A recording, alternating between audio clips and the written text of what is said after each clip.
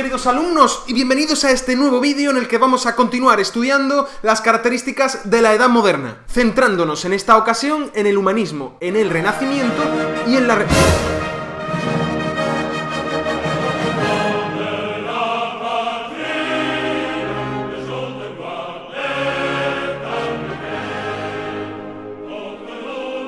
Muy buenas, monsieur.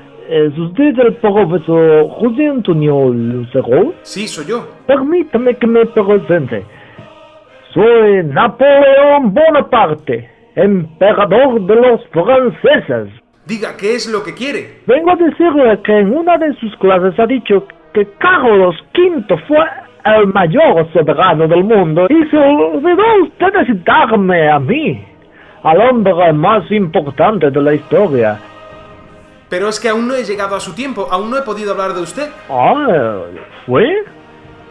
¿Y cuándo hablará usted sobre mí? Pues cuando realice los vídeos de cuarto de ESO, que es cuando mis alumnos estudian las guerras napoleónicas. Bueno, es bien. Ahora le dejo que tengo que planear la campaña de Rusia. Vale, muy bien, pero yo de usted me cuidaba mejor de los españoles. ¿Los españoles? Esos despreciables y brutos seres del sur no tienen nada que hacer contra mis ejércitos.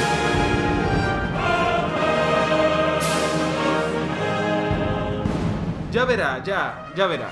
Menudo personaje este Napoleón. Vamos a volver al siglo XVI para estudiar este vídeo. Tenemos que saber, antes de nada, que este se titula...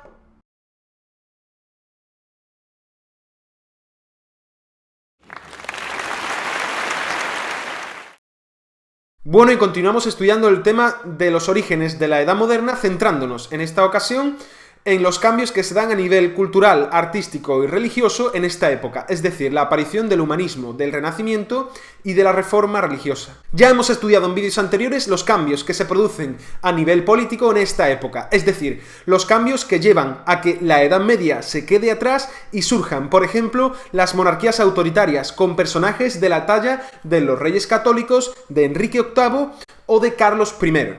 Pero el paso de la Edad Media a la Edad Moderna se produce también porque se producen en la cultura, el arte y la mentalidad de las personas de la época un gran cambio. Vamos a centrarnos en estudiar qué significa el concepto de humanismo. En la Edad Moderna se produce una nueva corriente intelectual que va a representar un cambio radical con respecto a la Edad Media.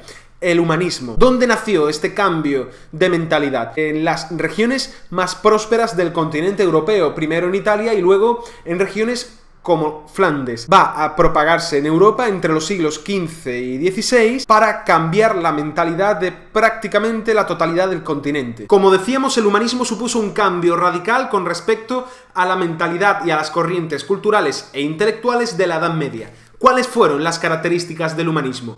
Por una parte, el concepto de antropocentrismo, es decir, el hombre va a cambiar a Dios como el centro del universo, es decir, el teocentrismo medieval en el que Dios y la religión se encontraban en el centro de la vida de las personas, va a cambiar y la figura del hombre, del humanismo, va a convertirse en el centro de toda expresión intelectual y artística y en la máxima expresión de la naturaleza. Como decíamos, es un cambio grandísimo que se produce con respecto a la Edad Media. Se produce entonces un cambio artístico protagonizado por el cambio que se da en las corrientes artísticas, con la llamada recuperación de la cultura clásica, la cultura de Grecia y de Roma, que va a relegar al arte medieval, y el humanismo llevará a la vuelta del arte de los valores y de los saberes clásicos. Otra de las características del humanismo como corriente intelectual será la del uso del método científico para explicar la realidad, o al menos intentarlo, relegando a un segundo plano las creencias religiosas. Es decir, a partir del humanismo el conocimiento se basó en un método científico, basado a su vez en el estudio, la investigación y el análisis crítico, y no en creencias dogmáticas. Otra de las características de esta corriente intelectual será el uso de la imprenta como arma para la difusión de estas nuevas ideas. Y es que la imprenta nació hacia el año 1440 de la mano de Johann Gutenberg. Voy a hacer libros, muchos libros. Libros muy hermosos que se venderán como rosquillas. Con el objetivo de difundir de una manera bastante más rápida los conocimientos y los saberes, naciendo así para revolucionar la difusión de los conocimientos. Lo desenrosco. Y mira. Es increíble. Y por último, el humanismo se caracterizó por el desarrollo de innovaciones científicas y artísticas conocidas, como veremos ahora, como Renacimiento. Y es que, durante el humanismo, los humanistas alcanzaron un extraordinario desarrollo científico y técnico, que será el precedente de la futura ciencia moderna. La ciencia es una empresa colectiva que abarca muchas culturas y se extiende a muchas generaciones. En todas las épocas, y a veces en los lugares menos probables, hay gentes que desean apasionadamente comprender el mundo. Ello se debe al interés de estos humanistas por conocer el funcionamiento de la naturaleza, lo que condujo a numerosos estudios del ser humano para observar, experimentar y analizar la naturaleza humana. Destacamos, por ejemplo, los estudios anatómicos del gran personaje del Renacimiento, Leonardo da Vinci. O, por ejemplo, los estudios astronómicos de Nicolás Copérnico, que planteó la teoría heliocéntrica, según la cual el Sol se encontraba en el centro del universo y que la Tierra giraba a su alrededor.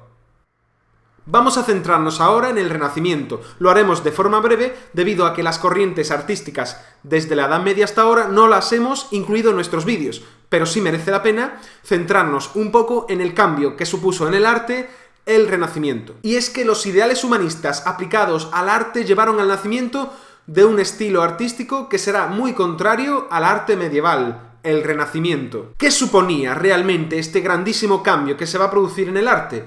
Pues el Renacimiento suponía una vuelta, primero, al arte grecorromano, una contraposición a los estilos medievales artísticos, como por ejemplo el gótico. El Renacimiento se basó en la idea antropocentrista del humanismo, es decir, pondrá al hombre en el centro del arte y no a Dios, por lo que los artistas predominarán la figura humana a las escenas de carácter religioso. Entre los siglos XV y XVI proliferarán centenares de artistas por toda Europa que van a comenzar a ser reconocidos socialmente, además a ser sufragados por reyes, papas, nobles o ricos burgueses que se convertirán en mecenas de estos.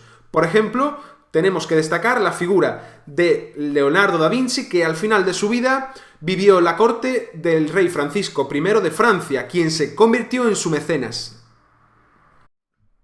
Y vamos a dejar atrás el Renacimiento para estudiar otro de los grandes cambios que se producen en esta época a nivel cultural, en este caso centrándonos en la reforma religiosa, muy en relación con el humanismo, porque hubiera sido impensable que se produjeran estos cambios en la Iglesia sin el humanismo, ya que el humanismo llevó a que se desarrollase por parte de algunas personas una actitud crítica con la Iglesia. ¿Qué denunciaban los humanistas y esta actitud crítica? Pues denunciaban la ostentación, la degradación de las costumbres, la corrupción, el abuso y la ambición de poder de obispos y papas. La Iglesia se había convertido al final de la Edad Media en un estado más que tenía intereses políticos entre los estados europeos. Ello llevó a que el pensamiento humanista replantease la autoridad de la Iglesia y fomentase la aparición de voces críticas contra ella.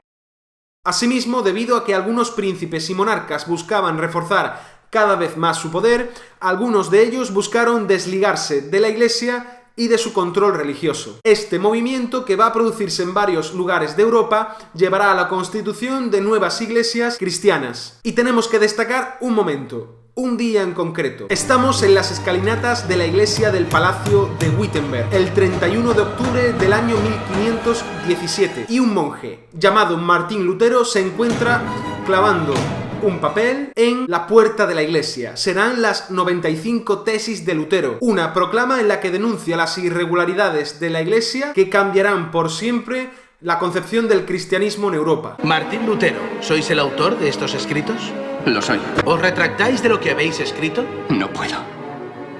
Y no quiero retractarme. Martín Lutero fue uno de los hombres más influyentes de la historia. Fue un teólogo y fraile católico agustino que impulsó la reforma religiosa a partir del año 1517 y de sus famosas 95 tesis. Ello llevó a la constitución de la Iglesia protestante. Gracias a la imprenta, los escritos de Martín Lutero se leyeron en toda Alemania y ejercieron una grandísima influencia sobre otros muchos reformadores y pensadores, dando origen además a diversas religiones protestantes en Europa y en el resto del mundo. El luteranismo, a pesar de ser un cambio religioso, tuvo un efecto tremendo en la política de los reinos, y es que el luteranismo triunfó entre multitud de príncipes alemanes contrarios a la autoridad del Papa de Roma y del emperador. Pero la reforma luterana no fue la única que se produjo en toda Europa, y es que al calor de estas nuevas corrientes cristianas van a producirse otras, por ejemplo la de Juan Calvino, un seguidor de Lutero que impulsará un sistema protestante aún más radical que el luteranismo. El calvinismo influyó muchísimo en Suiza y en Holanda. Y por último, la última de las más importantes reformas protestantes de la época será el anglicanismo. En esta ocasión no nacerá de un teólogo, como en el caso de Martín Lutero o Juan Calvino, sino nacerá de un rey. El rey Enrique VIII de Inglaterra, el tercer hombre del siglo XVI que planteará una escisión con la Iglesia Católica, esta vez no por motivos espirituales o morales, sino puramente privados. Y es que el rey Enrique VIII de Inglaterra romperá con la Iglesia de Roma por un intento de divorcio con la reina Catalina de Aragón, con la cual estaba casado debido a las políticas matrimoniales de los reyes católicos. El Papa Clemente VII se negó a darle la nulidad matrimonial cuando Enrique VIII pretendió divorciarse de Catalina de Aragón, la cual no le estaba dando un hijo, y casarse de nuevo con Ana Bolena, una noble de la corte inglesa de la que se enamoró perdidamente. Ana Bolena, leal súbdita, gran admiradora. La revista Doncella Moderna me ha apodado Ana la de las caderas fértiles. Ante la negativa del Papa, Enrique VIII decidió romper con la Iglesia Católica y fundar una nueva religión basada en el cristianismo, pero contraria a la autoridad del Papa de Roma. ¿Divorcio? Mi señor, no existe tal cosa en la Iglesia catoliquilla, y es la única iglesia que tenemos. ¿Qué le haremos? Fundaré mi propia iglesia. ¿Qué? Esta iglesia será conocida como la Iglesia Anglicana, y finalmente Enrique VIII logró casarse con Ana Bolena, aunque debido a que ésta tampoco fue capaz de darle un hijo varón, acabó siendo ajusticiada por el rey,